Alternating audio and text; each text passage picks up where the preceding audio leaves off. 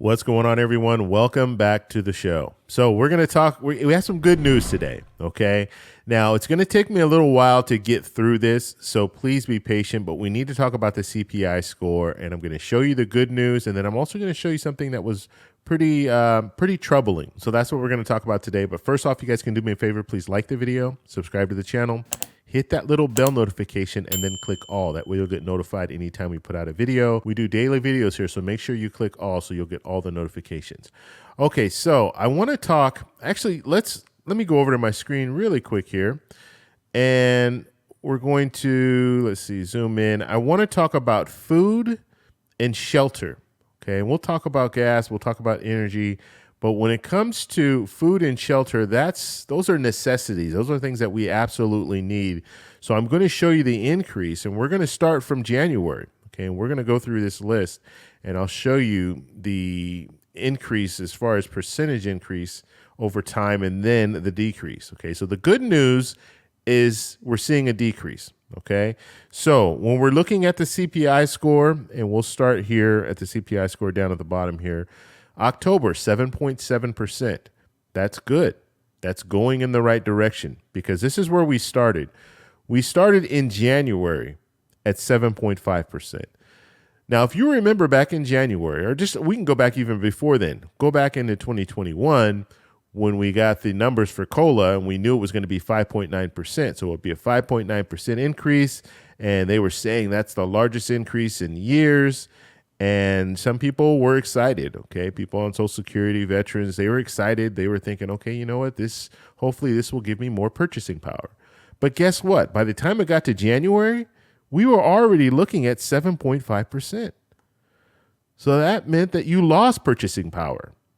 And so that's how things work out sometimes. And the hope is, and that's why I do this, and that's why I'm showing you guys this information. And so now the hope is that 8.7% for 2023, that COLA increase, we're hoping that purchasing power will be stronger than inflation, okay? So we'll have even more purchasing power.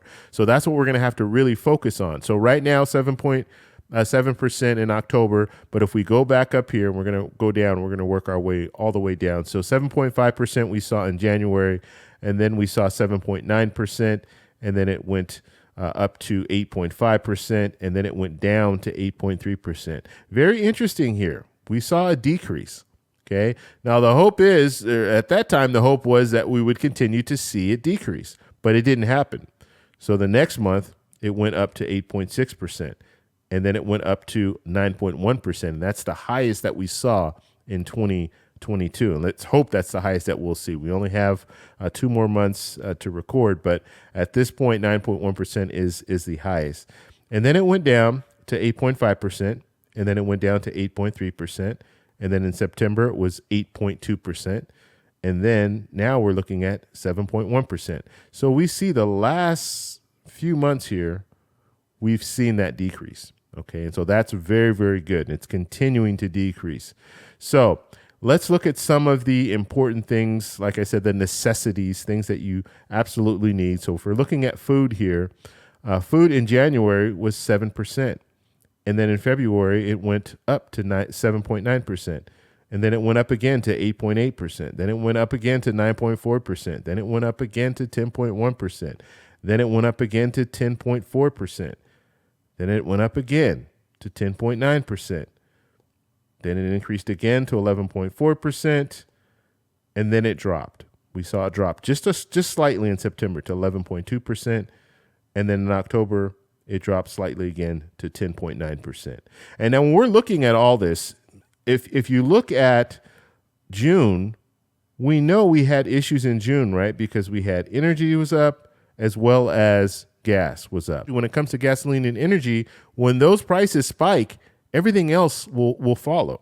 Okay, so let's look at food at home. Food at home is 7.4% in January. Then it went up to 8.6%. Then it went up to 10%. Then it went up to 10.8%. Then it went up to 11.9%. Then up to 12.2%, and then 13.1%, 13.5%. 13%. So we saw this start to decrease in September, 13%. And in October, 12.4%. Okay. Now, interesting enough, food away from home, it actually went up. Now, I won't go through the whole list, but this is what's important for us to focus on. So we were at 8% in August. Then it went up to 8.5%, and then it went up to 8.6%. Okay. So if you're looking at this list, you just see it continues to increase. So if you are eating out, maybe you should reconsider, because that's continuing to increase. Okay, so eating at home you're going to save money anyway, and we already knew that. But just looking at this right here, you're paying a higher percentage if you're going out to eat. Okay, so the last two I want to take a look at are energy and gasoline. So back in January, energy was at 27%. Then it went down to 25%. Then it went up to 32%. Then it went down to 30%. So you see what's happening. Energy is going up and down, up and down. And then it went up to 34.6%. Then it went up to 41.6%. And then it went down to 32.9%. Then it went down again to 23.8%. Then it went down to 19.8%. And now we're looking at 17.6%. Now, looking at gas, okay, and this is, we all went through this, so we know gas prices, they're still high, but they were a lot higher just a few months ago. So looking at gas, 40%, that's what it started in January. Then it went down to 38%. Then it went up to 48%. Then it went down to 43.6%. Then it went up to 48.7%. Same thing as energy, right? It's going up and down, up and down.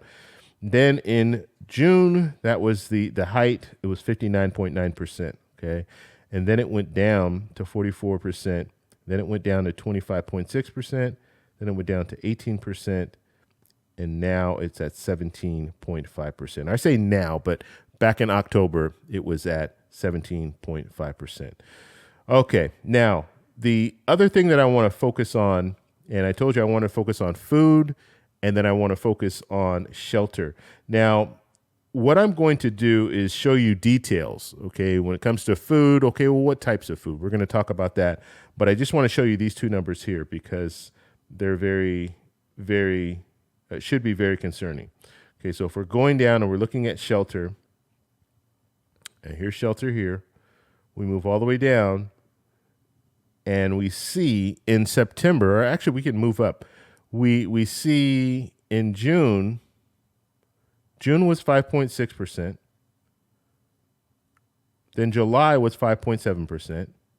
Then August was 6.2%. And then September was 6.6%. And now we're looking at 6.9%. So what's interesting about this? It continues to rise. Okay, and if you can go back even further. You start in January, it was 4.4%, 4.7%, 5%, 5.1%, 5.5%. You see it. It's continuing to rise. It's not going down at all. And so why is that? So at the end of this video, I'm going to talk about that because there's a reason for that. Now I want to take a look at just more details when it comes to food prices, and then we're going to look at shelter as well, just more detail, okay? Just to give you a better idea. So if you go to the grocery store, what do you buy, right? You don't know what to buy because you can say that the CPI score is 7.7, but what does that really mean when it comes to going to the grocery store? When you could say food is down to, what did we have food at? Food is down to 12.4%. Our food at home is 12.4%, but food overall is 10.9%, right? So what does that mean in the big picture when I go to the grocery store, okay? And understand this, when it comes to the CPI and people, if you don't know the Consumer Price Index, basically what they're doing is they're just taking a huge shopping cart and they're going into a store that you can purchase everything. You can purchase gas, you can purchase food, you can purchase anything you want, right? And they're taking that average, okay? You're pretty much putting different things in the shopping cart, and they're taking that average, and that's how they're coming up with the CPI score. Okay, so let's look at some of these different things here, and hopefully it's not going to be that big, but hopefully you guys can see this. Now, food. So we talked about this already. It was 10.9% in October. Okay, this is the October number. This right here is a September number. Okay, and I'm just showing you just so you can compare last month to October, or I should say September to October. I keep saying last month, but you guys understand what I'm saying. When I say last month, I'm talking about October, okay, because that's the last month that we have information for. So food at home, we went over this. Now cereal. Now we get into the details. So cereal, bakery products, we're looking at 12.4%. And last month, or in September, it was 13%. Okay. When it comes to meat, poultry, fish, eggs, necessities, most of us eat all of those different different protein, right? So when it comes to that, 8% in October, September it was 9%. Okay, so it's gone down. Dairy, 15.5% in October, 15.9% in September. So it's gone down slightly, but it's still gone down. Fruits and vegetables, 9.3% in October. In September, it was 10.4%. Okay, so hopefully you guys understand what I'm doing here. So non-alcoholic beverages, 12.7% in October, and in September it was 12.9%. Okay, and then we talked about the other foods at home. So we did these numbers already. So we've already talked about this. It's better to eat at home. You're going to save money anyway. Even before this, you were saving money. But just understand when you go and buy food out at a restaurant right now, the percentage increase is more. Okay. All right. So one thing that I want to focus on, because I think this is, and actually they kind of go into it here too, when it comes to food out. Now they show you the 9%.